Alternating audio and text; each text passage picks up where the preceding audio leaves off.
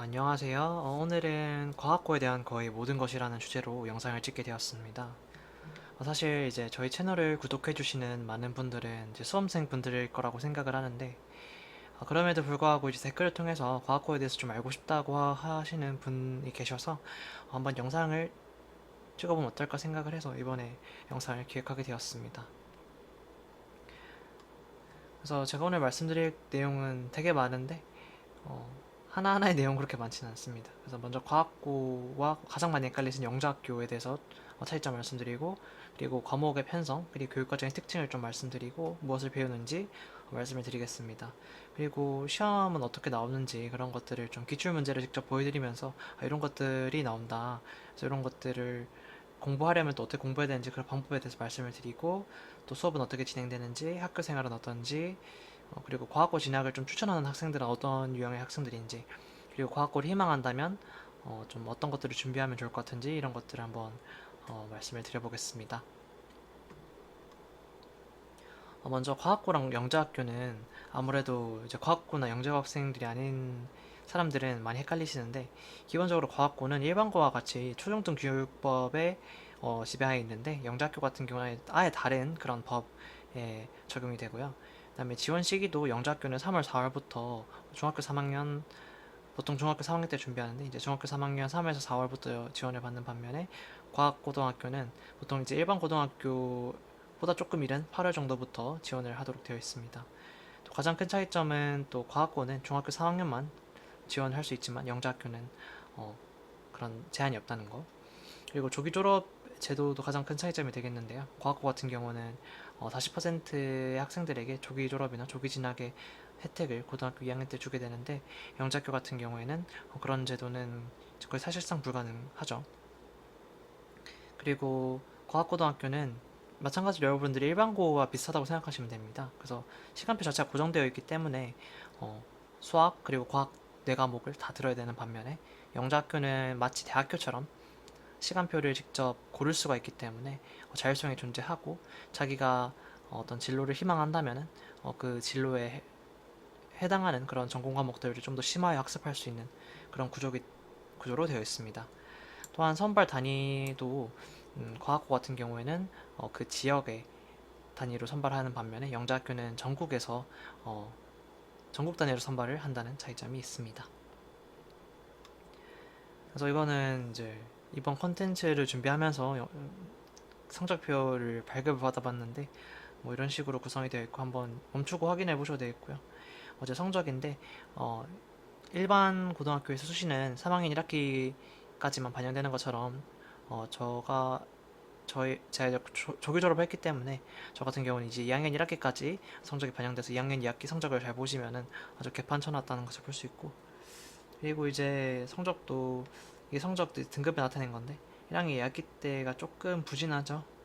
그래서 마음에 동요되는 일이 있으면 성적이 이렇게 떨어지기 마련입니다. 그래서 여러분들 마음이 동요되는 일을 좀 잘 안 만드셨으면 좋겠고, 이렇게 해서 다시 이제 2학년 1학기 때 회복을 해서 이제 저는 이제 졸업할 때는 4등으로 조기 졸업을 했습니다. 그래서 학기별 과목 편성을 좀 보여드리면은, 특이한 게 이제 수학 같은 경우도 수학 1이 아니라 수학 2로 되어 있고, 근데 사실상 수학 1, 2 과정을 다 이제 커버를 하는 것이고요. 물리나 생명과학이나 지구과학도 1이 아니라 2부터 진행을 하죠. 그래서 좀 특이한 점이 되고, 화학 같은 경우에는 1에 좀 기초적인 내용들이 있기 때문에 1부터 하고 있고, 그 다음에 1학년 2학기는 심화수학 1이라고 해서 어, 옛날에 빠졌던 그런 교육과정들, 뭐 무리방 정식이라든지 벡터의 외적이라든지 1차 변연이라든지 이런 내용들 좀 다루고 있고, 그리고 심화물리, 심화학, 심화생명과학, 심화지구과학에서 어, 과목은 이렇게 붙어 있는데, 사실상 이제 1학년 1학기에서 마저 커버하지 못한 부분들을 좀 더 커버한다고 보시면 되겠고, 사실상 이제 조기 졸업하는 학생들은 3학기 동안의 전 과정을 이수를 해야 되기 때문에 그런 식으로 구성이 되어 있고, 2학년 2학기에는 보통 앞에서 배웠던 내용들을 조금 더 심화해서 배우거나 조금 더 이제 총체적으로 배우는 그런 특징을 가지고 있습니다. 그리고 제가 고등학교를 졸업한 지 꽤 됐기 때문에 지금은 당연히 교육과정이 좀 바뀌었을 거라고 생각을 하고, 혹시나 이제 희망하는 고등학교가 있다고 한다면은 꼭 그 고등학교에 홈페이지에 들어가서 어떤 식으로 교육과정이 편성되어 있는지 그런 것들을 확인해 보면 좋겠죠. 그래서 과학 교육과정의 특징을 좀 말씀드리면 수학, 과학 위주로 말씀을 드리겠습니다. 수학 같은 경우는 앞서 말씀드렸듯이 새 학기 동안 일반 고등학교 전 과정에 해당하는 내용을 모두 다루고 그뿐만 아니라 지금 고등학교에서는 배우지 않는 빠졌던 내용들이지만 굉장히 중요한 외적이라든지 행렬과 1차 변환에 대한 내용, 목속 평면에 대한 내용, 무리 방정식 같이 이전 교육 과정에 있었던 내용까지 해서 3학기에 거의 마무리가 되고요. 그리고 교과서는 거의 안 씁니다. 사실상 거의 안 쓰고 선생님들께서 자체적인 프린트를 만드셔서 그것이 교재가 되고 교과서는 거기 있는 문제만 풀어서 그것이 이제 숙제로 나가는 식으로 구성이 되어 있습니다. 그래서 수업도 보시게 되면은 선생님들이 실제로 어떤 개념을 어, 50분 내내 설명하시기보다는 선생님께서 설명하시는 내용은 한 10분 정도 되고 이제 문제풀이가 주가 돼서 학생들이 직접 이제 칠판 앞에 나와서 문제를 풀고 설명을 하면은 선생님께서 이런 부분은 잘 설명을 했다. 다른 풀이론 이런 것들을 할 수 있다. 이런 식으로 커멘트를 받는 방식으로 대부분 수학 수업이 이루어지고 있습니다. 그리고 이제 팝 퀴즈라고 해서 쪽지 시험이 있는데 이제 예고하지 않고 치는 쪽지 시험을 팝 퀴즈라고 하거든요. 그래서 이런 시험이 있어서 이제 평소에도 수학 공부를 프린트 위주로 잘 하고 있어야 됩니다. 과학 같은 경우는 교과서 단원 전부를 커버하지 않습니다. 어, 교과서에서는 교과서 내용을 쭉 다루다 보면은 좀 상대적으로 대학교에서 중요하게 다루는 부분이 있고 아닌 부분이 있는데 이제 사실 쭉 하다 보면은 이제 그런 부분을 모두 다 커버를 해야 되는데 저희는 이제 조금 더 대학 과정에 도움이 될 수 있는 내용은 조금 더 딥하게 다루고 그렇지 않은 내용은 조금 얕게 다루는 방식으로 수업이 진행되고요. 이 부분은 수업하시는 선생님들 스타일에 따라서 다른데 보통 자의적으로 그렇게 수업을 진행하시는 편입니다. 대신에 이제 중요한 단원에 대해서는 어, 고등학교 수준에서 머무르지 않고 대학교 과정 그 이상까지를 이제 커버한다는 특징이 있고 수업하시는 스타일도 굉장히 선생님에 따라서 차이가 많습니다. 자체 프린트로 수업을 하시는 분도 계시고 PPT를 이렇게 띄워서 수업하시는 분도 계시고 판서 위주로 수업하시는 분도 있고 또는 이제 학생 발표만으로 거의 수업을 이끌어 나가시는 그런 분도 그렇게 많지는 않지만 존재하고 있습니다. 그래서 특이한 점은 수학과 마찬가지로 교과서를 기반으로 해서 수업을 하시는 분은 거의 없다는 것이 가장 큰 특징이 되겠습니다. 그래서 좀 구체적으로 학기별로 어떤 내용을 다루는지를 적어봤는데 2학년 1학기까지만 적은 이유는 이제 보통은 2학년 1학기까지 다뤄야 되는 거의 모든 내용을 다루고 2학년 2학기 때부터는 거의 진짜 중복되는 내용이 많기 때문에 우선은 2학년 1학기 때까지 내용만 적어봤고요. 한번 읽어보시면 될 것 같습니다. 마찬가지로 제가 또 기억에 의존한 부분이 있고 어, 교육과정은 선생님들마다 굉장히 진행하는 방식이 다르기 때문에 참고만 하셨으면 좋겠습니다.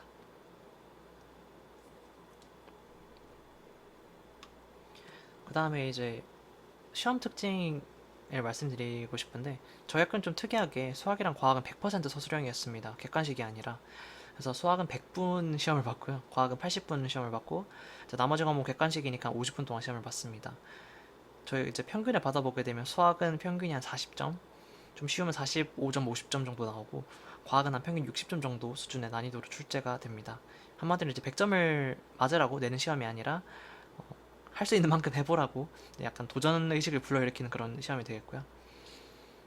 100% 서술형이기 때문에 수학 같은 경우에는 증명해야 되는 문제가 굉장히 많고 그렇지만 답을 내는 문제도 있겠죠. 근데 그 답을 틀려도 부분 점수를 받을 수 있는 풀이를 맞게 썼으면 그 부분까지는 부분 점수를 받을 수 있는 그런 구조가 되겠습니다. 그리고 과학 과목은 특이하게 이제 대학교에서 시험 보는 방식처럼 고학년 계산기를 사용해서 실제로 계산을 해내야 되는 그런 문제도 출제가 됩니다. 과학 과목 같은 경우에는 그래서 중요한 실험에 대해서는 가설이나 실험의 설계는 어떻게 되는지 어떤 방사선 동연수를 사용하는지 그런 것들 그리고 실험의 결과는 어떻게 되는지 그리고 그 결과를 어떻게 해석할 수 있는지 그런 것들을 완벽하게 이해를 해야 서술할 수가 있겠죠. 그리고 어떤 단편적인 방식으로 문제 유형이 구성된 것이 아니라 수능형 문제도 당연히 나오고 혹은 굉장히 기본적인 개념이나 용어의 정의를 묻거나 정의를 써야 되는 그런 문제도 나오고 혹은 중요한 실험에 대해서 그 실험에 대해서 구체적으로 설명할 수 있는 그런 서술형 문항도 출제가 됩니다. 그렇기 때문에 수학, 과학에 대한 흥미를 가지고 있지 않으면은 굉장히 시험을 대비하기가 어렵습니다. 그래서 수학과 과학에 대한 흥미를 가지고 선생님께서 가르쳐 주신 개념을 좀 여러 방면으로 한번 직접 비틀어 보면서 아 이렇게도 출제될 수 있겠다 저렇게도 출제될 수 있겠다 이런 좀 호기심을 가지고 공부를 하는 것이 또 잘 성적을 받을 수 있는 그런 방법이 되겠습니다. 그리고 물리 같은 경우는 고등학교 첫 시험부터 그런 벡터와 미적분을 자유자재로 다뤄야 되기 때문에 그런 훈련이 되어 있어야 되겠죠. 그래서 직접 한번 시험 문제를 보여드리면서 설명을 드리면 좋을 것 같아요. 이게 제가 이제 고등학교 처음 입학하고 본 물리 시험의 문제 중 하나였는데 이제 이 짐차가 여기서부터 여기까지 이동을 하게 되는데 운동 에너지의 변화를 두 가지 방법으로 구해보라고 하는 이런 문제였고 이렇게 적분표까지 줘서 푸는 문제였습니다. 이게 이제 17살 때 첫 시험에 이런 문제가 나와서 굉장히 당황을 했는데 뭐 한 가지 방법은 이제 일에너지 정리를 이용해서 이렇게 적분을 하면 되는 어, 뭐 답을 알면은 굉장히 간단한 문제일 수도 있는데 어, 고등학교 1학년이 풀기에는 상당히 난이도가 있는 문제였죠. 그래서 저희 친구들도 굉장히 어, 많이 많은 점수를 받지는 못했던 그런 문제가 되겠고요. 뭐 이런 문제도 있습니다. 충돌에 대해서 이제 배웠을 때 나온 문제인데 이렇게 1번 공이 가니까 2번 공이 튕기겠죠. 그래서 벽을 맞고 튕겨왔을 때 이게 2차 충돌을 할 수 있는 질량 조건을 찾는 문제인데 이게 뭐 또 답만 찾아야 되는 것이 아니라 풀이 과정을 상세히 서술해야 되기 때문에 그렇게 어렵진 않지만 이런 문제들이 나온다는 것을 알아주셨으면 좋겠습니다. 그리고 이제 심화 물리 때는 양자역학에 대한 내용도 다루는데 이렇게 단기적으로 구성이 되어 있어가지고 이렇게 보시는 것처럼 어떤 보어가 한 가정 세 가지를 쓰라든지 그리고 계속 이제 앞에 내용들을 활용해서 이렇게 서술을 해야 되는 그런 문제가 나오게 됩니다. 그래서 상당히 고난도의 문제죠. 그래서 이런 것들을 이 시험에 나오게 됩니다. 그리고 이제 이런 설명을 하거나 답을 내는 답을 서술해야 되는 그런 문제뿐만 아니라 이렇게 답을 내야 되는 굉장히 복잡한 답이 나오는 이런 문제들도 나오게 되겠고요. 전자기학 문제인데 이런 문제도 출제가 되겠습니다. 화학 같은 경우도 단편적으로 출제하시기보다는 이런 싸움 원리, 파울리 베타 원리, 훈트 규칙을 활용을 해서 이런 것들을 싸움 원리만 위반하는 전자 배치는 어떻게 되는지, 파울리 베타 원리만 위반하는 전자 배치는 한번 직접 배치를 해보라는 거죠. 그래서 이런 제가 답은 달아놨는데 한번 이런 문제도 이제 출제가 되고요. 굉장히 창의적인 문제가 출제가 되죠. 그리고 이런 식으로 이제 실제 값을 줘서 직접 계산을 하도록 공학용 계산기를 이용해서 계산을 해야 되는 이런 문제도 나오게 되겠죠. 그래서 이런 문제도 출제가 되고요. 수학 같은 경우는 이제 이 문제는 이제 2차 곡선과 1차 변환이 섞여 있는 그런 문제가 되는데 이런 문제도 나오게 되겠고 또 이제 교육 과정이 없는 당연히 삼각함수 지금 뭐 덧셈 정리가 빠졌다고 하더라고요. 그래서 이런 근데 하지만 뭐 과학고에서는 당연히 다 모든 내용을 커버하기 때문에 어 굉장히 고난도의 이런 삼각함수의 문제도 나오고 있고 또 이렇게 증명 문제도 나오게 되겠죠. 그래서 증명 문제는 상대적으로 그러니까 문제 자체가 어렵다기보다는 이걸 잘 수술하는 것이 중요하기 때문에 시험을 준비하는 데 있어서도 증명을 하는 연습을 많이 해야 됩니다. 그리고 생명과학에서는 이런 문제도 나오게 되는데 이제 PCR에 대해서 이제 PCR은 말 그대로 이제 DNA가 2배씩 되는 거죠. 근데 단순히 그런 문제가 아니라 사실상 이제 로그의 문제로 이렇게 출제를 하시는 분도 계십니다. 그래서 생명과학은 사실 이제 소재였을 뿐이고 이렇게 잘 계산을 해야 되는 이런 문제도 나오게 됩니다. 재밌죠? 그리고 이제 TCA 회로나 세포호흡 단원에서는 이렇게 아예 TCA 회로를 다 그려서 이렇게 조건에 맞게 그려야 하는 이런 문제도 나오게 되고요. 물론 배점은 아주 높습니다. 뭐 한 20점 됐던 것 같아요. 전자전달계 복합체명을 쓰고 번호를 붙이고 연결하는 물질 이름을 쓰고 전자공역체 추정체를 나타내고 분자수를 맞추고 표시하고 이런 것들 하나하나가 다 부분 점수가 있겠죠. 그래서 이런 문제도 나온다. 지구과학에서 이제 천문 같은 경우도 수능형처럼 정성적으로 이렇게 파악을 하는 것이 아니라 실제로 공전 주기를 직접 구하고 케플러 법칙을 이용을 해서 그리고 뭐 태양의 질량을 직접 구하고 어, 회합 주기도 구하고 공전 속도도 구하고 이런 실제로 계산을 해야 되는 문제도 굉장히 많이 나오고요. 이제 교육 과정에 없는 그런 내용도 다 응용을 할 수가 있겠죠. 이렇게 호먼 궤도 문제도 있는데 이런 실제 주어진 값을 바탕으로 각을 구하고 날짜를 구하고 이심률을 구하는 이런 문제도 많이 출제가 됩니다. 그래서 사실 이런 시험을 잘 보기 위해서는 공부를 많이 해야 됩니다. 수학 같은 경우는 많은 문제를 푸는 것이 중요한데 실제로는 이제 프린트에서 선생님에 따라 다르겠지만 프린트에서 문제를 살짝 바꿔서 내시는 분들도 있기 때문에 프린트만이라도 제대로 잘 풀자 이렇게 적어놨고요. 그리고 물리학이나 화학이나 생명과학 같은 경우에는 대학 수준을 다루기 때문에 대학 서적에 있는 그런 연습 문제들을 풀어보는 것도 굉장히 중요하겠습니다. 그리고 그렇기 때문에 사실 혼자서 하기에는 조금 힘든 부분이 있어서 사교육의 도움을 좀 받을 수밖에 없는 상황도 있고요. 제가 좀 항상 후배들이 이제 어떻게 공부를 해야 되느냐고 물어봤을 때 좀 강조하는 부분이 혼자서 공부하는 것도 중요하지만 함께 공부하는 것도 굉장히 중요하다고 저는 항상 말을 하거든요. 그래서 뭐 생명과학 같은 경우에는 그 선생님께서 하는 말이 중요하기 때문에 그런 것 필기가 굉장히 중요한데 또 밤마다 살짝씩 다를 수가 있잖아요. 그래서 필기를 공유한다든지 아니면 서로 다른 학원에 다니면은 그 학원 자료를 또 공유할 수도 있겠고요.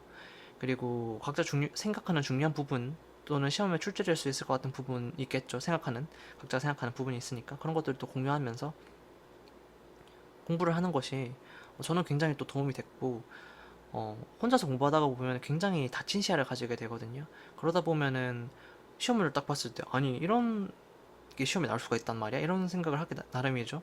그렇기 때문에 다양한 친구들과 좀 얘기를 해보고 그런 과정도 저는 굉장히 이제 과학 공부에서 중요하다고 생각을 했습니다. 그리고 선생님별로 굉장히 수업을 진행하는 방식도 다른 만큼 시험을 출제하는 방식도 굉장히 다르거든요. 그렇기 때문에 떤 분은 수능 특강에 있는 문제들을 조금 바꿔서 내서 이제 수능형, 추론형 그런 문제풀이 위주의 공부가 중요할 수도 있겠지만 또 어떤 분들은 선생님께서 말씀하신 부분에서 출제를 하는 경우도 있기 때문에 특히 생명과학이나 지구과학 같은 경우에는 필기를 잘 하고 그거를 얼마나 잘 외우고 있는지 잘 숙지하고 있는지가 또 중요한 과목이 되겠고요. 그래서 뭐 그리고 수능형 문제를 출제하시는 분이라 하더라도 수능형 문제만 내는 것이 아니라 또 과거형 문제 약간 창의적인 내용을 그 창의적인 발상이 필요한 문제 또는 수학적인 부분과 결합된 문제 약간 퍼즐스러운 문제 이런 것들도 출제를 하시기 때문에 공부를 하실 때도 당연히 하나의 도구에만 집중을 하시면 안 되고 센스를 발휘해서 또는 기출 문제를 잘 활용을 해서 잘 대비를 하셔야겠습니다. 수업 특징을 좀 말씀을 드리면 사실 대부분은 일방향 수업이긴 한데 수학 같은 경우는 그래도 문제풀이 발표를 많이 하는 편이고 그리고 어떤 수업은 학생들이 거의 90% 이상 발표를 해야 되는 그런 수업도 있습니다. 선생님에 따라 다르겠고요. 그리고 앞에서 말씀드렸던 것처럼 교과서 내 내용을 순서대로 따라가기보다는 선생님들께서 자의적으로 커리큘럼을 변형합니다. 예를 들어서 화학원에서 화학결합에 대한 내용이 나오는데 이거를 일반학 수준의 분자 오비털까지의 내용도 커버를 하는 경우도 있겠고 또는 생명과학 2에서는 분자 생물학에 대해서 그런 것들을 당연히 다루긴 하는데 좀 더 확장시켜서 일반 생물학 수준에서 구체적으로 어떤 효소들이 나오고 그리고 진핵 생물의 어떤 유전자 발현에 있어서 좀 더 구체적으로 일반 생물학의 범위, 분자 생물학 범위까지 커버를 하기도 하고요. 그리고 수학 1에서의 집합 내용이 있는데 이거를 이제 대학교 집합론의 내용도 차용을 하셔서 수업을 하시기도 하십니다. 그리고 정보 같은 경우는 저희가 이제 파이썬을 배우게 되는데 선생님께서 수업 거의 기본적인 개념을 가르쳐 주시고 그 개념을 활용해서 과제를 내주십니다. 그래서 사실상 어, 선생님께서는 거의 역할을 안 하시고 저희들이 과제를 풀어보는 시간을 가지고 그리고 시간이 좀 되면은 각자 어떤 방식으로 과제를 해결했는지 발표하는 그런 방식으로 수업을 진행을 했었고요. 그리고 실험성 평가가 있는데 이 실험성 평가가 사실 이제 일반 고등학교에서 어떻게 하는지는 모르겠지만 거의 뭐 형식적으로 해야 되니까 하는 그런 느낌이 강한데 어, 저희 학교에서 했던 그런 내용들은 실제로 대학교에서 하는 것처럼 레포트도 써야 되고 오차 분석이 중요하고 그리고 데이터나 그런 것들을 다루는 것에 있어서도 실제로 대학교에서 하는 그런 시험 수업과 굉장히 유사한 형태로 진행이 됩니다. 학교 생활에 대해서 좀 말씀을 드리면 저희 학교 같은 경우는 월요일에 등교를 해서 평일 동안에는 계속 기숙사에서 생활을 하고 금요일에서 일과를 마치고 귀가를 해서 그 다음 주 월요일에 등교하는 그런 형태가 됩니다. 그래서 월요일부터 금요일까지는 계속 학교에 있어야 되기 때문에 혼자서 공부할 수 있는 시간이 굉장히 많이 주어집니다. 근데 부모님은 옆에 안 계시기 때문에 말 그대로 시키는 사람이 없어요. 그렇기 때문에 굉장히 능동적으로 공부를 해야 됩니다. 그리고 탐구를 할 수 있는 환경이 굉장히 많이 주어져 있습니다. 교내도 탐구대회가 많이 열리고 그리고 외부 대회 뭐 전람회라든지 뭐 하나사이언스라든지 이런 외부 대회 등을 참여할 기회가 굉장히 많고 또 선생님들께서도 이런 대회를 참여하라고 장려를 해주시고 또 지원해 주십니다. 그렇기 때문에 이런 또 탐구를 공부와 병행을 하려면은 굉장히 또 많은 노력이 필요하고 때로는 자율학습 시간을 좀 할애하기도 하고 자투리 시간들을 잘 활용을 해서 이런 탐구를 해야 됩니다. 그리고 과학고등학교에는 특히 다양한 실험 장비들이 있기 때문에 일반 고등학교에서는 할 수 없는 그런 대학교 수준의 실험도 진행을 할 수가 있다는 장점이 있습니다. 그에 반해서 수학과 과학 외의 과목은 좀 소홀히 대할 수밖에 없겠죠. 사실 대부분의 학생들은 수학, 과학 공부하느라 굉장히 바쁘기 때문에 어, 국어나 영어 같이 일반 고등학교에서는 굉장히 또 중요하게 다뤄지는 그런 과목에 대해서 과학고등학교 학생들은 사실 거의 내신을 챙기지 않습니다. 어, 이 대학교에서 이 국어, 영어 성적을 반영하지 않는 건지 아니면 국어와 영어의 내신 그 시수가 적어서 아마 일반 고등학교보다도 수업 시간이 적을 거예요. 그래서 좀 소홀히 여기는 건지 잘 모르겠지만 아무튼 굉장히 다들 소홀히 여기고 그리고 이제 정규 수업 시간 외에도 정규 수업은 4시쯤 끝났는데 6시에 저녁을 먹기 때문에 4시에서 6시까지도 수업이 있단 말이죠. 보충 수업이. 이걸 뭐 영재반이라고도 하고 방과 수업이라고도 하는데 이런 것도 다 수학 아니면 과학으로 이루어져 있기 때문에 어, 어떻게 보면은 수학과학을 좋아하지 않으면은 과학고등학교에서의 생활이 굉장히 힘들 것 같다고 생각을 합니다. 그래서 과학고 진학을 추천한 학생은 제가 그냥 크게 두 가지로 정리를 할 수 있을 것 같습니다. 수학과학을 좋아해야 돼요, 하나는. 잘하는 것과는 별개고요. 수학과학을 좋아하지 않으면은 견디기 힘든 구조로 되어 있습니다. 수업도 수학과학이 압도적으로 많고 수학은 일주일에 6시간, 과학은 물화생지가 각 3시간, 총 12시간으로 구성되어 있기 때문에 거기다가 아까 말씀드렸던 보충 수업도 다 수학과학이죠.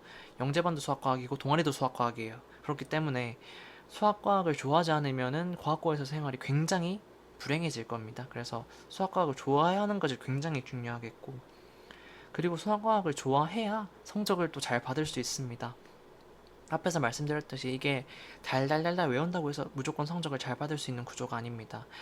그 개념을 바탕으로 직접 생각해보고 실험을 진짜 이해해보려고 하고 수학 같은 경우에는 증명을 직접 해보려고 하고 이런 것들이 중요하기 때문에 어, 진짜 흥미를 가지고 공부를 하지 않으면은 딥하게 공부를 하기 힘들고 결국 그러면 성적을 받기도 힘들어지는 그런 상황이기 때문에 수학과학을 좋아하는 학생이라면 과학고 진학을 정말 추천을 합니다.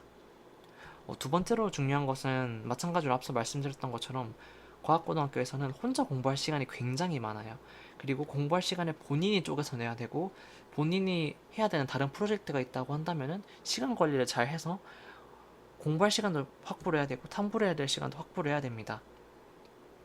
어느 누구도 공부하라고 안 하기 때문에 만약에 자기는 부모님이 약간 푸시가 있어야 되고 관리 감독을 해줘야 하는 타입이다. 이런 학생들은 정말 비추하고 이런 학생들은 오히려 과학고 와서 적응을 잘 하지 못할 가능성이 큽니다. 그렇기 때문에 수학과학을 좋아하고 그리고 자율적이고 능동적인 공부가 가능하고 그걸 또 좋아하는 학생들에게는 과학고에 진학을 굉장히 추천합니다. 그래서 이제 중학생들이라면 과학고를 희망하시는 분들도 계시겠죠. 그렇다고 한다면 우리가 과학고에 가서 잘하려면은 어떤 것들을 준비해야 되냐, 그걸 좀 말씀을 드리고 싶은데, 선행에 대해서 사실 과도한 선행은 당연히 안 좋겠죠. 무리하게 밀어붙이는 선행은 안 좋겠지만 어느 정도의 선행은 무조건 필요합니다. 사실 잘 적응하기 위해서는. 왜냐하면 과학고에 있는 수업들은 선생님들께서 친절히 설명해주는 방식이 아니라 선생님들께서는 최소한만 수업을 하시고 굉장히 빠른 템포로, 수학 같은 경우는 굉장히 빠른 템포로 나아가게 됐고, 과학도 마찬가지로 어, 그렇기 때문에 기본적인 배경 지식을 알고 모르고의 차이는 굉장히 저는 크다고 생각을 하고, 물론 과도한 선행의 부정적인 부분도 있지만은 저는 그래도 이런 다양한 폭넓은 범위의 과학도 좀 미리 학습을 하고 조금 그 모든 내용을 다 기억하진 않더라도 이런 내용이 있었지 정도로는 좀 파악을 하고 가는 것이 굉장히 중요하다고 생각을 합니다. 그래서 어, 영재고 준비를 한다든지 또는 KMO 수학 올림피아드나 아니면은 중학생을 대상으로 하는 화학 올림피아드나 물리 올림피아드 이런 것들을 수상과는 상관없이 거기서 뭐 좋은 성적을 받는 것과 상관없이 이런 공부를 해보는 것 자체가 과학고에 가서 굉장히 큰 걸음이 됩니다. 어, 그리고 실제로 과학고에서 다루는 내용들이 어, 수능을 준비하는 그런 내용들과는 굉장히 다르기 때문에 이런 올림피아드 준비하는 것들을 굉장히 추천을 드리고, 이런 것들 혼자 하기 굉장히 힘들거든요. 그렇기 때문에 저는 인강을 포함해서 사교육에 도움을 받는 것을 강력히 추천하고, 특히 학원은 또 거기에서 다니는 선배들이 있을 거잖아요. 과학고 선배들이 있을 거기 때문에 어, 또 거기 저 같은 경우는 이제 제가 다니는 학원도 마찬가지로 선배들이 몇 명 있는 학원이었기 때문에 또 그 선배들이랑 알고 지낼 수 있는 그런 인적 네트워크를 형성한다는 측면에서도 학원을 다니는 것도 굉장히 추천을 합니다. 그래서 사실 이런 과학고를 지망한다는 그런 마음만 굳혔다면은 사실 일찍 시작하면 당연히 유리합니다. 과학 같은 경우에는 저는 상대적으로 좀 늦게 시작한 편이긴 하거든요. 중학교 한 2학년 때부터 시작을 했는데 사실 금방 따라잡을 수 있다고 생각을 하지만 수학은 절대 아니거든요. 수학은 정말 어떤 시간을 가지고 많은 문제를 풀고 좀 적응해 나가는 것이 필요하기 때문에 음, 만약에 과학고를 진학하기로 마음을 먹었다고 한다면은 빨리 준비를 시작하는 것도 전 좋겠다고 생각을 했습니다. 그리고 어, 첫 번째로 말씀드린 건 좀 선행과 좀 공부 시작 시기를 말씀드렸다면, 두 번째로는 그 공부 방향에 대해서 말씀을 드리고 싶은데, 문제만 주구장창 푸는 거는 절대 좋은 방법이 아니고요. 특히 수학 같은 경우는 서술형으로 나오기 때문에 개념을 정확하게 이해해야 되고, 그리고 증명 같은 걸 하는 연습이 필요하고, 풀이도 얼렁뚱땅 하고 넘어가려고 하지 말고 한번 당연히 매 문제 풀 때마다 그렇게 서술하는 연습을 하라는 건 아닌데, 그래도 서술 연습을 평소에 안 하다가 갑자기 서술형을 쓰려고 하다가 보면은 어, 굉장히 감점을 당하기 쉽거든요. 그렇기 때문에 그런 것들에 대한 연습도 필요하겠고, 과학 같은 경우는 또 용어의 개념을 이해하는 것도 중요하겠고, 그리고 특히 이제 실험이 중요한 생명과학이나 지구과학 같은 경우에는 실험을 이해하는 것도 중요하겠고, 수능 공부, 일반 고등학교 공부와 가장 큰 차이점, 전 정량적인 해석이라고 생각하거든요. 그래서 케플러 법칙이라고 한다면은 그냥 케플러 법칙이 뭐 면적속도 일당분의 법칙이 있고 그런 것들을 정량적으로 이해하는 것이 수능에 조금 더 포커스에 맞춰져 있다면은, 과학고에서는 실제로 케플러 법칙을 식을 활용해서 직접 적용해보고, 화학 같은 경우도 실제로 직접 계산을 많이 해야 되는 그런 것들에 중점에 맞춰져 있기 때문에 어, 이러한 연습은 사실 이제 고등학교 과정이라기보다는 대학교 과정이 조금 더 가깝기 때문에 일반 화학이나 일반 물리 이런 내용들을 이런 내용에 대한 문제를 많이 풀어보는 것이 중요하겠고, 이런 것도 혼자 하기 힘들기 때문에 사실 이제 학원의 도움을 받는 것이 중요하다고 말씀을 드립니다. 그래서 과학에 대해서 이제 뭐 이해를 하고 하는 것이 중요하다고 말씀드렸지만, 수학, 물리, 화학 같은 경우에는 문제풀이도 소리 해서는 절대 안 되거든요. 그래서 이런 것 수학, 물리, 화학은 문제풀이도 당연히 비중을 가져서 공부를 해야 되겠고, 생명과학이나 지구과학은 조금 더 이해를 하고 그것을 정량적으로 해석하는 연습이 필요하겠다, 이렇게 말씀을 드릴 수 있겠습니다. 네, 이렇게 해서 말씀을 드려봤습니다. 그래서 혹시 궁금한 점이 있다면 또 댓글 남겨주시면 제가 답변 드릴 수 있는 선에서 한번 답변을 드려보도록 하겠고, 시청해주셔서 감사합니다.